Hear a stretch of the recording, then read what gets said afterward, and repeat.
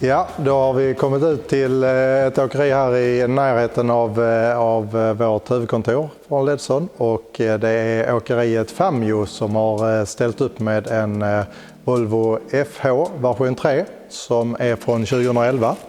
Den har gått 121 000 mil och ja, det är en riktig långdistansare kan man säga. Här har vi då haft lite synpunkter på ett halvljus där man har halogen i halvljuset, en H7, och vi ska då lite grann experimentera och se vad man kan göra med hjälp av LED och Ledsons nya DX-serie. Här har vi då en H7-lampa bakom den här projektorlinsen, och efter 121 000 mil så blir allting slitet och tråkigt. Så att, då kan det vara bra att fräscha upp bakom. Det är väldigt enkelt att byta och vi kommer idag visa hur man gör. När det är färdigt på denna sidan så kommer det då att se ut så på den här sidan.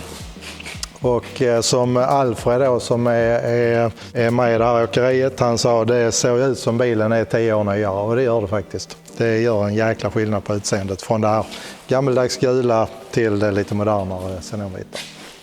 Ja, då har vi här en halvljuslampa H7 då, vänster sida på Volvo FH som vi har låtit vara kvar. Och som ni ser, ganska gul ljusbild som ja, den gör ju ingen lycklig om man säger. Och nu kommer vi då att släcka den och tända den andra. Och här ser vi då vilket ljus vi kommer att få istället. Ni ser att den är mycket bredare ljusbilden och den är dessutom rejält mycket kraftfullare. Dock utan att blända, ni ser den är knivskarp i ljusbilden och har inget överspill av ljuset som kan blända någon mötande trafikant. Här bakom sitter halvljuslampan, här sitter helljuslampan.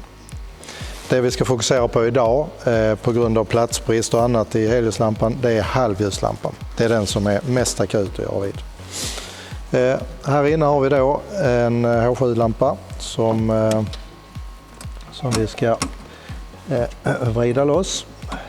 Den här hållaren då, nu är lampan ganska varm så den ska få vila lite grann, men den här då hållaren, den behöver man byta ut, och då finns den som ett tillbehör hos Ledson.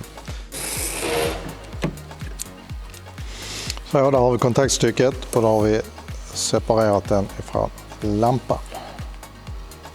Och här har vi den gamla hållaren som behöver bytas ut. Här har vi då Extreme DX från Ledson, ett kit på 2 stycken. Det vi också behöver är den här hållaren då, som är lite annorlunda, och artikelnumret kan ni se i texten här nere. Vi tar loss den här ringen ifrån själva lampan genom att vrida den bajonettfattning som sitter där. Vi tajmar in hållaren med den andra hållaren. Så om den inte sitter 100 000 fast direkt utan att det glappar lite, så kan det vara att man bara behöver justera pyttelite på de här vingarna så att du får bra tryck så att den inte sitter och vibrerar. Och där sitter den perfekt. Det som är bra att tänka på här är att man ska sträva efter att ha kabeln rakt neråt när lampan är uppfälld då. Och som sagt, bajonettfattning här. Letar upp själva fattningen och vrider ett kvarts varv knappt, så sitter den med sladden rakt ner.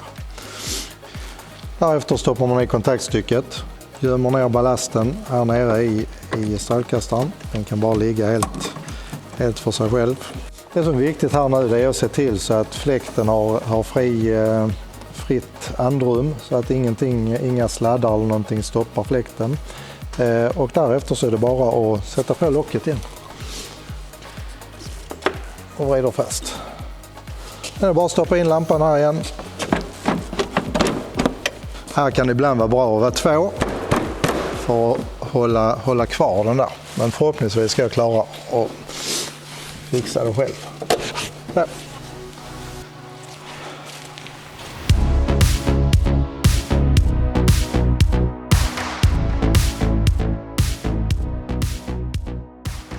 Ja, då står jag här nu med sonen till grundaren av Famjo. Bertil är ju farsan då som en gång startade. Vilket år var det? 1977. Ja, det är några år sedan. Ja. Ja, hur länge har du varit i företaget? Ja, jag är 28 nu, så 27 kanske. Yes. Du började tidigt. Ja, men det var ju som barnsben. Ja, jag kan tänka mig. Hänga med farsan, var det bästa som fanns? Absolut. Det är det fortfarande kanske? Ja, mer eller mindre. Ja, precis. Ja, det var häftigt. Men nu har vi gjort den här åtgärden på er lastbil. Hur känns det här? Jo, det är framförallt utseendemässigt stor skillnad. Ja. Och det såg vi på väggen med det blir skillnad där med ju. Ja, precis. Ja, det ska bli spännande att höra ert utlåtande efteråt när ni har testat och köra i verkliga livet och se om det är den här effekten. Så att, men stort tack för att vi fick vara här och testa era lastbilar med våra nya produkter. Tack själv. Ja.